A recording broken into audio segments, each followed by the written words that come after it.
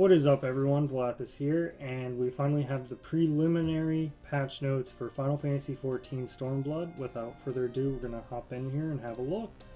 So, first thing we got here is playable content, and of course they're saying that we must progress through the main scenario quests to be introduced to patch 4.0 and the new areas. We have Rolgar's Reach here, Kugane, the port city, as well as some new field areas. We have the Fringes, as well as the Peaks, the Locks, the Ruby Sea, which is famously known for the giant tower of Jenga, and Yannick's, I probably butchered that, and the Azim Steep.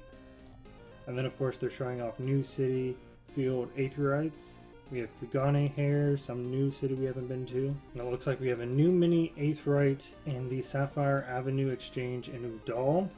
As a heads up, I'm assuming then to maybe get full access in Udal, you're going to want to pick up this Aetherite real quick. And also there is the experience point reward for unlocking maps has been increased. Next we have main scenario quests have been added. We have some screenshots here. We have Yugiri and the new character that's just been added that I forgot about, Ida, and then we have some new people we're not too familiar with, and the first one we're going to get here is called Beyond the Wall. It starts on the Rising Stones with Alphanod, so if you're starting where I am, which should be on this quest, head to the Rising Stones, meet up with Alphanod, and let's start it. And then there's going to be new side quests, of course. NPCs associated with the quest can't do it without you, and true you have been changed. Apparently the NPCs in that. There's going to be new job quests added, of course, for all of them. So these are going to be for your jobs here. They have the Paladin, which is going to start New Doll, Warrior, and Eastern Las Noches. Dark Knight and Foundation, so that would be Ishgard. Monk is going to be in Udal, Dragoon is going to be in the Volathis Central Highlands, Ninja is in Eastern Las Noches, Bard is in South Shroud, Machinist is in Heavensward, or not Heavensward, I'm sorry. That would be in Ishgard. Black Mage is going to be in Udal, Summoner is going to be in Old Britannia, and White Mage is in South Shroud. Basically, what I'm getting here is these are going to be from your previous job trainers. And then of course we have the Scholar, which is going to be in Limsa, Lamensa, Upper Decks, and Astrologian, which is going to be in Ishgard as well. And here we have a little bit of interesting information. In accordance with the battle system revisions outline, a secondary class requirement for unlocking jobs has been removed. So if before example I play Black Mage, it used to be a Thaumaturge to 30 and an Archer at 15, you no longer need that anymore. You just need the main class to unlock the job, and of course the jobs start out as jobs. There's going to be new class quests that have been added as well. This is going to be for your carpenters, blacksmiths, armorers, all the crafters, and from the looks of it they're all going to start where they started. So example, Goldsmith is going to start in Udal, Leatherworker in Old Britannia, etc, etc, as well as the Gatherers as well. So for Fisher, Limsa, Lamensa is where you're going to head. In addition to that, the rewards for main scenario quests and jobs have been adjusted. Moreover, XP has been increased for those. And upon completing the Moogle Beast Tribe quest with a class or job at level 60 or higher, the XP has been significantly reduced. Now we're going to have guild leads, we're going to have new tradecraft, new field crafts. That's going to be implied. Same for the Gatherers as well. And if you're trying to do the level 60s, they're going to be reduced if you're already over 60. There's going to be new fates added. A new experience point bonus system has been implemented for the fates in 4.0. These appear on occasion to offer a bonus XP upon completion. They have an example right here. It says XP bonus for it. And moving on, fates offering bonus XP can be confirmed by your map or on the recommendations list. Twist of Fate special enemies may appear over the course of any given fate. By defeating this enemy, all players who participate in the fate receive a rating and will be granted a Twist of Fate status. And if you get that, you're going to get an increased XP on fates is dramatically increased. So we're going to have a little bit of fate grinding probably involved in here, and it's also going to be more rewarding. Fate difficulties have been adjusted for 2.0, and there will no longer be a level sync required on certain large-scale fates. So I'm wondering if, like, for Odin, and I believe in Heaven's Word there were some similar fates to Odin, they just weren't as popular on some of the servers. And then, of course, with the treasure map, we're going to get new maps added as well. It says here that players will now be synced to level 60 when entering the Aquapolis, and emotes used in the Aquapolis immediately before the gate selection cutscene will no longer be cancelled. Grand Company and Free Companies here. Additional items will now be accepted for supplying provisioning missions. These will be updated in expert deliveries, so a lot of the old stuff before will probably be added. New craftable items have been added to the company workshop. We can see a carbuncle house theme here. When playing in class at level 60 or higher, you no longer receive XP points when contributing materials designated below level 60. And then the following items when contributing to the company crafting has been increased from 59 to 60. Free Company chest is now available in Rogger's Reach and Kugane. And Samurai and Red Mage symbol options have been added to company chests. And then housing, we're going to be getting a new housing area in Shirogane. It's a very beautiful looking city here. To unlock that, you're going to have to be in Kugane and be level 61. And there's a certain NPC that I cannot pronounce here. You will have to talk to them, and as well, you're going to have to complete a certain main scenario quest to unlock it. And the number of furnishings that can be placed in estates have been increased. If you have a cottage, which is the smallest one, I believe, is gone from 100 to 200, house 150 to 300, mansion from 200 to 400, private chambers have gone up to 100, as well as apartments. So any furnishing has basically doubled. There's going to be new furnishings added.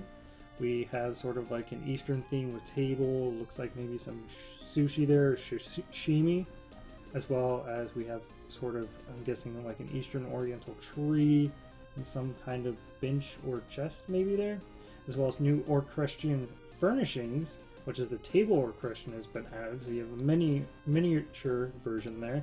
New paintings are going to be added. There's a new flower pot furnishing that can be mounted on the walls, we can see there. And the character level cap, there's a level 70 training dummy has been added. We're going to get new equestrian rolls, new aquarium fishes added, new interior items for the aquarium, we already discussed new paintings. Plants that are ready to harvest from garden patches or flower pots will no longer wither. And some more things here, they've been adjusted, so now you can have an example of what those items look like. Doesn't look like we have, that might be a preview there on the far right. New items have been added to the inventory of the housing merchant and material supplier, the Manderville gold saucer. There's new prizes involved. We've been alerted of this before. There's going to be new weapons as well, of course, with any patch really or an expansion. We're going to get new triple triad cards. We got 5 examples right here. New opponents are going to be added.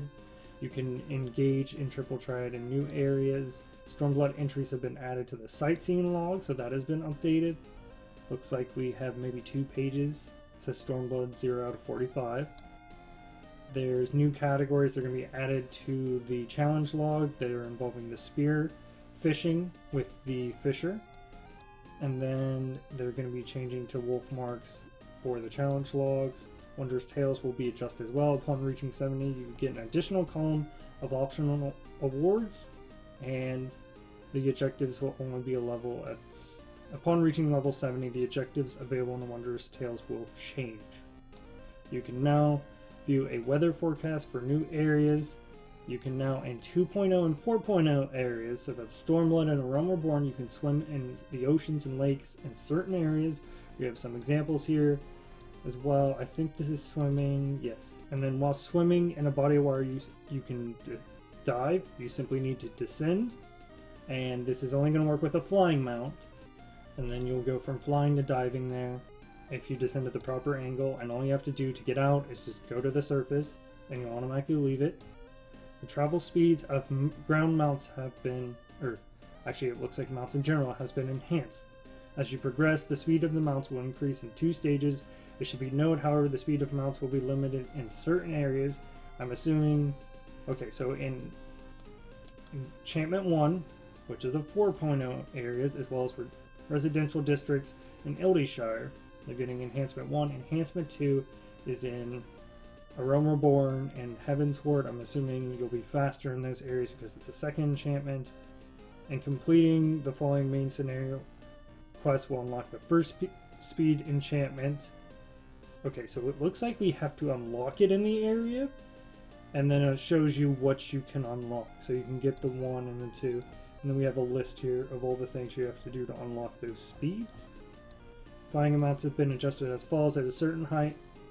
The height at which certain mounts can float when on the ground has been adjusted, and when interacting with an NPC or an object while riding a flying mount, you will not dismount.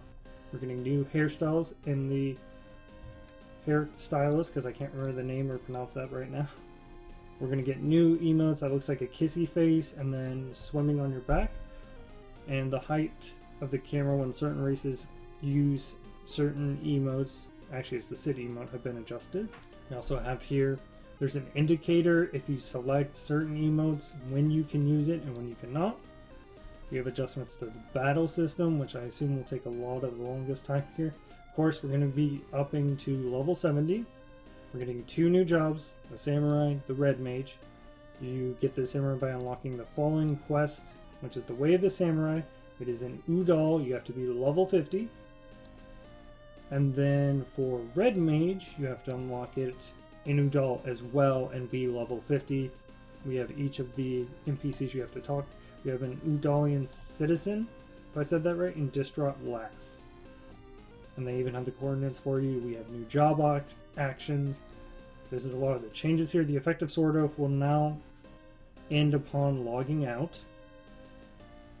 The mug action on rogue no longer increases the number of items dropped by enemies in dungeons. There's new sprint animations when your weapon is drawn for certain jobs and classes. Attribute points have been removed. So this is a little interesting now. We're not going to be putting out our own attributes. We're going to be given them. And probably means they're probably just going to be worked into our stats automatically. So for example, if you wanted to be like more of a DPS-y warrior, you'd probably put strength in that. Or for some strange reason, I guess another example, well actually a perfect example would be, is for the Arcanist. When you put in your points, it went with you whether you were a summoner or a scholar. A lot of people suggested you either do half, or maybe you pick which one you focus and you put those points. That is going to remove that. And to be honest, I'm completely okay with that. We didn't really have much of a choice anyways. You're going to pick your main stat. Occasionally, like I said, with the warrior case, maybe you'll stack strength if you want to be a little bit more DPS-y versus being tankier. And then the weakness of the Brink of Death and stamens debuffs have been adjusted as well. It is going now from 15% to 25%, and that is for your strength, dexterity, intelligence, and mind. And now it only lasts 100 seconds versus the 120 Brink of Death, which, if you're familiar with that, is another stacking debuff, which is the heavier one. Used to be main stats reduced by 30%. It is now reduced by 50% to your strength, dexterity, intelligence, and mind. And the duration has been reduced to 100 seconds from 120, which means it is even more vital not to die, if that isn't apparent enough, but you're going to be penalized even heavier if you're getting resurrected twice in a row, having already the first debuff. So you're going to have to probably plan your battle reses a little bit better, otherwise you're going to be pretty desperate if you res someone. He's got 50% reduced everything except for his health, which they don't mention there. There's no reduction to vitality. That's a little interesting. So it's just more like a DPS halt. And then they're talking about the stats that have been reworked. Attack power jobs for tanks have been adjusted. The calculation for magical attack power for healers have been adjusted. Parry attribute has been changed to tenacity. This attribute is only for tanks. The higher the value, the more damage dealt, the more HP restored, and less damage taken. That is a very strong effect for a stat. And then accuracy attribute has been changed to direct hit, which is more of a base rate at which attacks land against an enemy at the same level has been raised to 100%. The higher the value, the higher the frequency.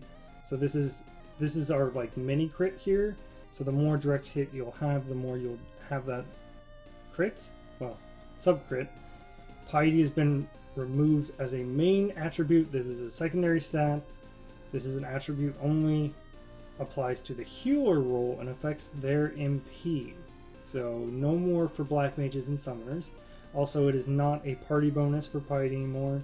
Skill speed also now affects auto attacks. The effects of determination has been increased. The base potency modifier for critical hits has been reduced.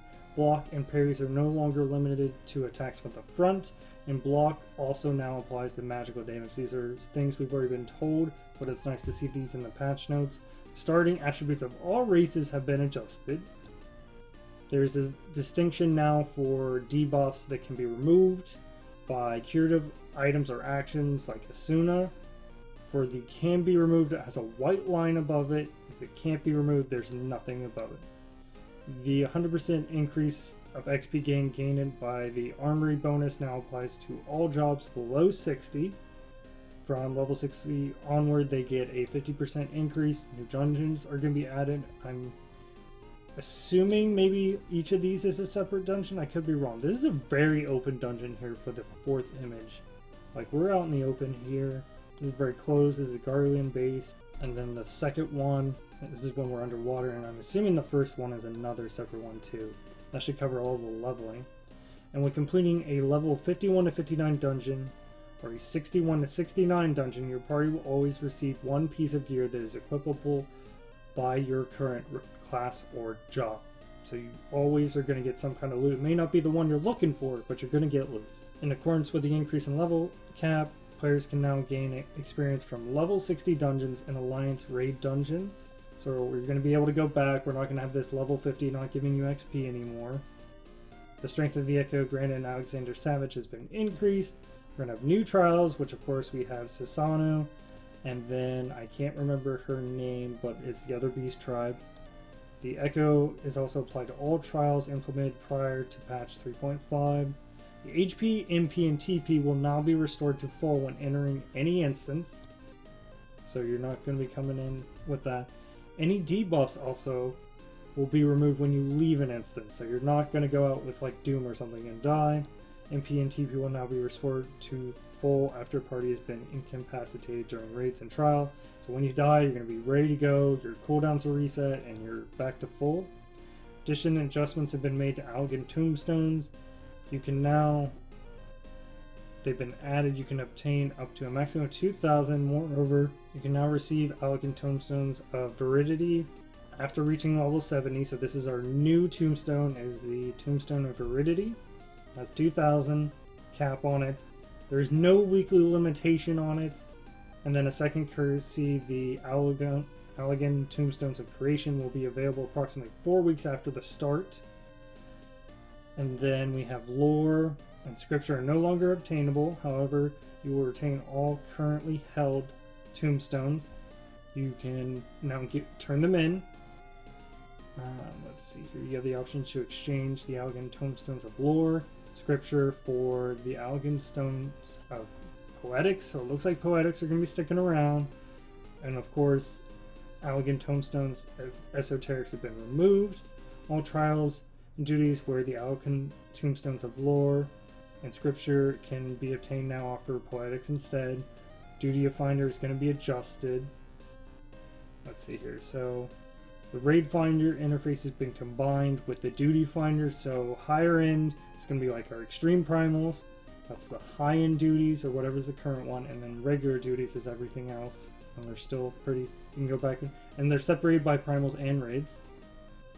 The Frontline Freelancer option under Duty Finder settings has been enabled by default. The Raid Finder now will only list trials and duties that have been introduced with patch 4.0.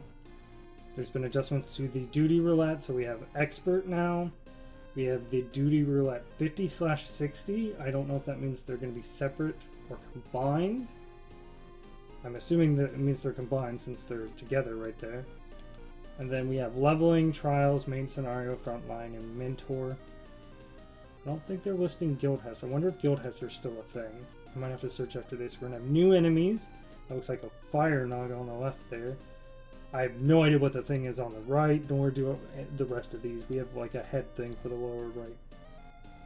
We have new elite marks have been added. These are the hunts. In fact, those are the higher rank hunts. Players can now hunt regular and elite marks in the new area. And you must complete a level 61 quest here. We have to complete a main scenario quest and another quest called Elite and Dangerous, which I believe is one of the old hunting quests here. The Circle of Answering is an expansion of the Stone, Sky, and Sea. This is the training dummies, and you can unlock it in Rhalgr's Reach at level 70. So you can test and make sure there's been adjustments to the Palace of the Dead. Any role actions prior to entering Palace of the Dead will be available immediately upon entry. In accordance for this change, players will be unable to access role actions they did not learn prior to entering, even if they meet the level requirements. You can now recruit by a cross-world party to enter. The strength of certain bosses have been adjusted. New items have been added, which are silver trimmed sacks and gold trimmed sacks. Sustaining potion is a new item for the Palace of the Dead. It grants the effect of sustain. They are purchasable in South Shroud, and you can turn in the pot shreds. Fire crests and glass pumpkins are available for purchase as well. Changing class or job outside of sanctuaries will no longer incur penalties to ability cooldowns. And this is 2x, so remember correctly for this, 2x means it's all on, so switching between jobs, quick as a button, you have your cooldowns. Some of the PvP here, the following PvP duties have been changed. The Feast is now Training Match, and then the Feast in Solo is Ranked Match. The required level to accept those quests have been adjusted. This is all the PvP stuff has been reduced to 30. In fact, that's for everything, I believe. Siege, Seal Rock. Yes, you can take them at 30. The PvP instances have been removed as the Fold, the Feast for Matched and Light Party, and the Borderland Ruin Slaughter has been removed. So we don't have the Slaughter anymore for the Ruins. Following adjustments. Following combat elements no longer function in PvP areas. So auto attack, block, parry, critical hits, and direct hits. So is this just like straight damage? The Feast, Frontline, and Duels now require a job of level 30 or higher. Attributes will no longer be level based, instead they used PvP fixed values. Level sync and item sync will no longer be applied. Action points and action enchantments have been removed. Action presets have been removed. Morale is removed. The sub-command attack is no longer used. Job-based attack and defenses have been removed. Spells will no longer be interrupted upon taking damage. Okay, so if you want to interrupt, you have to silence them or stun them or some kind of CC. The damage penalty incurred by ranged DPS due to their distance from a target has been removed, and players will now gain immunity to the following debuffs for a fixed period of time after they wear off: stun, heavy, bind, slow, silence, and sleep. PvP actions can no longer be used in PvE actions can no longer be used in PvP areas. Instead, players will now have to use a completely separate set of actions, and they can access them in the PvP profile. Certain jobs have their actions that are used to form combos. Upon activating the initial action, the icon will change to the next one. You can choose up to 2 additional actions to supplement your job actions. And you can choose up to 3 traits. PvP hotbars have been added. And there's some examples here. The HP and attack power of monsters and objects that appear in PvP have been adjusted. The limit break gauge and Borderland Secure has been replaced with Adrenaline Rush. Each Adrenaline Rush action will now have its own unique icon. So we have Tank, Raw Destruction. I think that's going to be melee. Terminal Velocity, that's definitely range. Cometer, yes, that's the spellcaster, and then the healer one. So healer removes all debuffs too. Oh, and it looks like they have special effects too, from what I see. So the range one hits the first. So this is reduced on how many enemies. It also reduces their healing. The range 1 increases target's damage taken by 25%. It also has the AoE reduction, and the melee is just a flat 8,000 potency attack. Opening the character in the character window will display a PvP specific character profile that you may change gear. System will display to notify when you've entered a PvP area. There's a guide when you enter the first time. Chocobo companions and pets can no longer be summoned at the Wolf's Den's Pier. And then we have some adjustments to rewards and everything like that. Okay, a lot of PvP. Party members will now be displayed in the chat log, but when sending a message in the quick chat, there's a quick chat tab now. I don't remember if that was added. Item sync level has been removed. Okay. And we have some items added here. There's going to be new recipes. Certain recipes have been simplified. New recipes have been added to previously existing master recipe books. Samurai and Red Mage have been added as the required job for certain gear. Keeper's Hymn can no longer be used due to the removal of attribute points. Grade 6 materia has been added. Materia can be affixed to your gear, your weapons without carbonized matter, so this is another thing, so that's going to be gone. They won't carry anymore. Cost of materia, melder, NPC affixed materia has been reduced. Maximum craftsmanship stats have been raised for certain materia affixed gear. There's been a name adjustments. Forever Friends become tradable items and can no longer be bought or sold, so that's traded. Icons for certain items have been adjusted for materia and some of the grade dark matter. Grade 7 dark matter has been added. Skill cap of desynthesis has been raised for individual, which is the 320, and then overall you have 980. And then, of course, with that applying, certain items can be desynthesized now. The level cap of our disciples of Hand and Land have been increased to 70. New crafter actions here. We have every level something new. And then we have specialty, which is your specialty that you pick. And then we have some traits at 63 and 70. Certain crafter actions have been adjusted. The Bygrat's Brow can now be used to craft non-high quality items. Specialists can also now use this with a 100% success rate. And then the Miracle, its CP has been reduced to 10, and the efficiency bonus granted for each stack of Enterprise has been increased from 10% to 15. Trained Hand, it's been reduced from 32 to 16. The success rate has been increased from 90 to 100. Observe has been reduced from 14 to 7. When the recipe level is higher than your crafter level, the difficulty of raising the quality will increase, while the difficulty of raising progress will decrease. Okay, so you have an increased chance to increase quality, but a reduced chance to increase progress.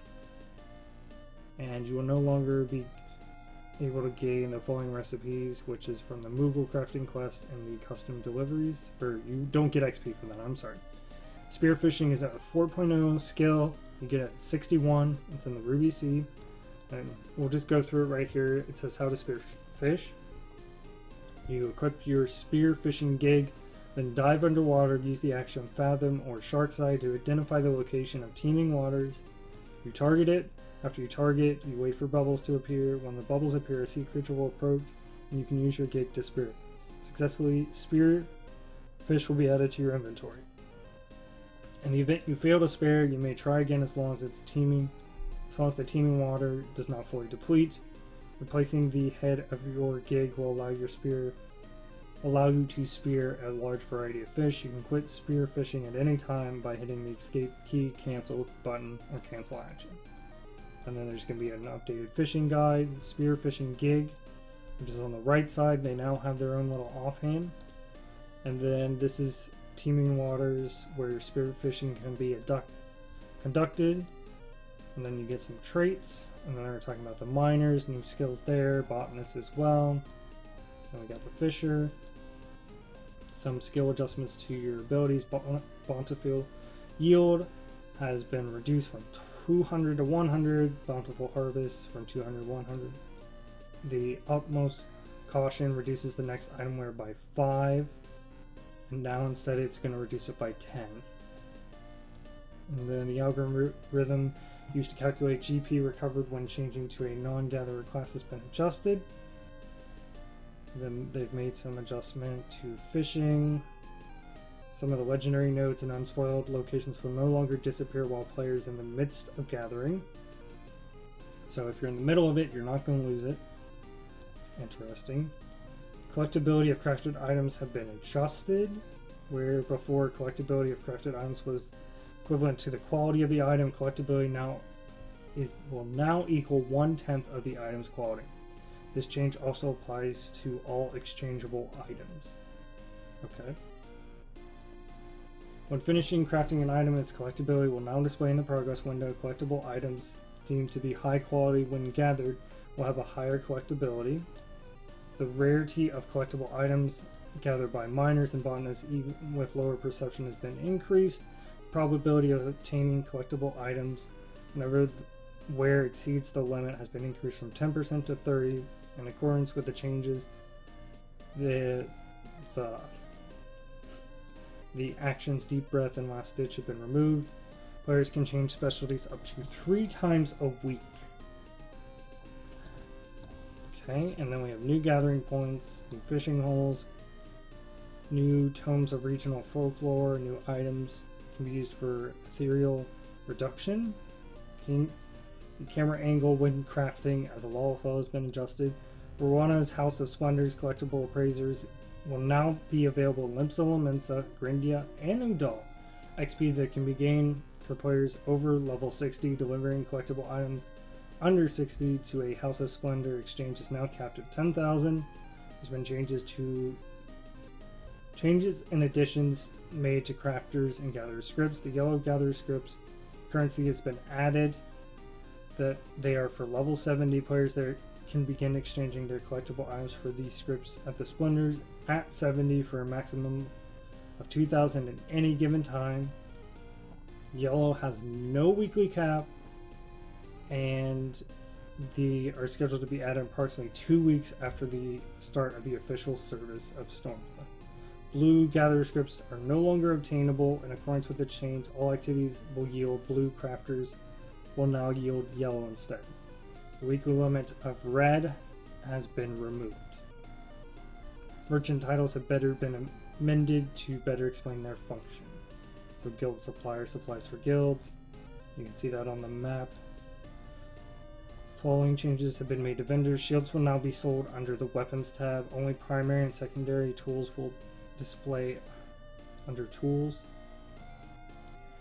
Level 50 weapons and armor and accessories have been added to vendors in Limsa, Mensa, Grindia, and Udal. Level 60 weapons and armors and accessories have been added to Ishgard. There's new items to the Calamity Salvager. And then we have new mounts added. I'm guessing these are new tank mounts. They kind of look like tank mounts. The bottom one definitely looks like a warrior mount. And I'm assuming possibly the top one is Paladin mount. Or maybe it's a secret mount that we don't know about. I'm not too sure. But either way, if these are tank mounts, I'm going to have to get on top of tanking on the side. New minions. I'm actually surprised. I can't remember her name, but they added her. We've been seeing previews of like an otter, so I was kind of expecting that. With new Chocobo barding here. There's going to be a market board added to Kugane. Following adjustments to certain retainers, the level cap to retainers has been raised to 70. Retainers are now registered, can now be registered at the Kugane market. Retainers can be assigned Samurai and Red Mage job. Now, if I'm not mistaken here, okay, so to assign them to him, you must have the following requirements. Please note that in the addition to the requirements, players must also purchase a copy of Modern Vocation. They cannot be registered as a job, otherwise they must be reset. Retainers must be a disciple. Okay, so I guess we have to get this. And the players must be at level 50 or higher in the job they wish to assign to the retainer. So you can switch them, it looks like, to jobs. They cannot be registered as a job, otherwise they must be reset. If a summoned retainer is selling items, an icon will display to indicate the city in which they are selling them. And there's new objectives, going to be new missions, new achievements added. The extreme primals added with patch 4.0 now count towards achievements and will require the completion of high level full party duty achievements. The removal of the fold conditions for obtaining the related achievements have been adjusted. Okay. And then of course there's been following additions to the 2 new jobs. There's achievements that have been added for the DPS role requirement to becoming a mentor. The new adventurer status has been adjusted for the following requirements. It's the same as before, and you haven't completed the far edge of fate. The online status away from AFK now takes priority over camera mode. Job gauges have been added for the jobs. We've seen these before. In line of this change, the color TP costs have been adjusted. They're now yellow. Party Finder has been adjusted. The layout has been adjusted more over. You can now specify the following. We have a lot of information over here. Objective, playstyle conditions, duty finder settings, loot rules. Now players can add search filters for the newly added search options. You can now invite characters from the same world to join your cross-world party. And now we have some new text here for critical hits, direct hits, and critical hits. So for direct hit, it's just going to be the regular value. So I don't think it's a sub-crit anymore. I think the direct hits are just direct hits, like all it. Critical hits has... No wait, it says direct hits and critical. So yes, it is still a sub-crit. Anyways, the direct hit will just be a number. It doesn't look like anything special, although the 8 and the 6 look a little enlarged. The critical hit will have 1 explanation, a direct hit and critical hit will have 2 explanations. New waymarks have been added. So we have A, B, C, D, and then 1 and 2. Progress bar and actions are now displayed on the enemy list, so they're telling you what they're doing. So if there's a particular skill you need to interrupt, you can figure out which one's doing that. And this is the action and traits have been adjusted. So we're getting the new fixes here for roll. As you can see, this is obviously some kind of melee DPS because they have second wind, leg sweep, invigorate, and all that. There's been a group pose where you can select action, new color filters. The world map will now change depending on where you are in Eorzea or the Far East. The region map has been expanded. Players can now check quests that they have accepted in other areas and use Aetherytes.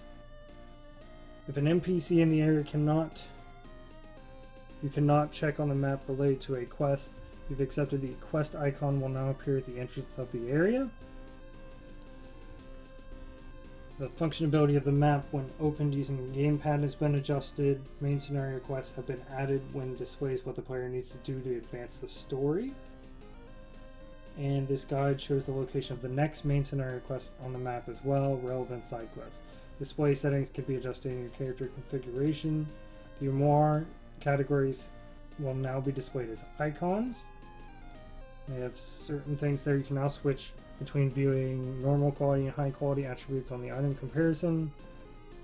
Players who have the main menu set to mouse mode type can now register menu options to the hotbar.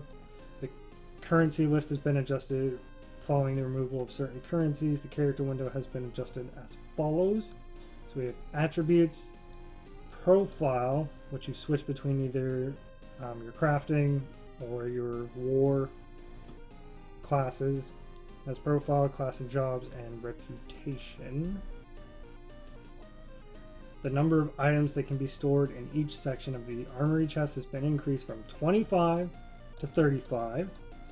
And the number of items that you can carry has been increased from 100 to 140. So we're getting, 40 extra slots there, plus an additional 10 in every armory slot. It's going to add up. Minions summoned when a player logs out will not automatically be resummoned the next time you log in. The Temple Leaves and Guild Leaves category under Leave Quest tab of your journal has been combined. G7 has been added to Dark Matter bag. For the 61 to 70, the durability of repairable gil is now shown as the percent and what you need to repair it.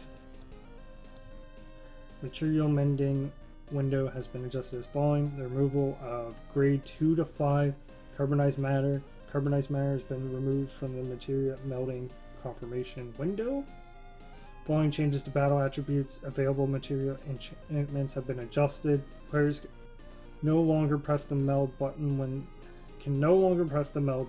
their success rate is 0. So you're not going to waste that. Following information has been added to the contact list. Icon indicating the class or job when they were added. The duty players were registered for when they joined your party. Alright. Content found in the active help has been adjusted to reflect changes in 4.0. The system hotbar filter has been adjusted to the HUD layout. So we see here.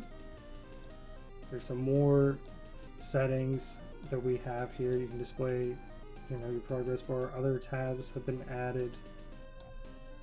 Okay, we're getting through here. Number of macros has been increased from 100 to 200. And the user macro window will now split into 2 tabs. Individual and shared. Pre-existing macros will be moved to individual. The new 100 slots can be found under shared. You can now add to the keybind menu duty, actions, mount speed, scenario guide, main scenario, and scenario guide side quests. There's a PlayStation 4 display settings that have been adjusted as following. The standard option has been removed. The PS4 Pro setting has been added. Players are now able to set the user interface size. Then we have some other stuff here, some of the macros or /emote kind of stuff you can add. I think it's a lot here. The following items have been added to the optional items, which is Tales of Adventure and the Mog Station. Okay. Well, that's going to be everything. This was a really long patch note, but this was a big expansion, a lot of changes. This is definitely double of what I did for Heaven's Horde. But anyways, let me know what you're looking forward to the most. Or in general, what are you looking for? Do you guys want me to do the patch notes reading as well? This is going to be probably out after the patch notes launch, which is even longer. But if there's enough demand, I will go ahead and make the patch notes reading official. This is just the preliminary. And what are you looking forward to? Mine's always, the quest, the main scenario quest, and gonna be, job actions and stuff like that. It all sounds great. There's not really anything that I'm really against. The direct hit's gonna take some getting used to. Glide accuracy is gone, stuff like that. Of course, if you enjoyed this video, please like I said, comment down below, subscribe to my channel to stay updated. And once again, it's been a pleasure, and I'll see you in the next video. Goodbye.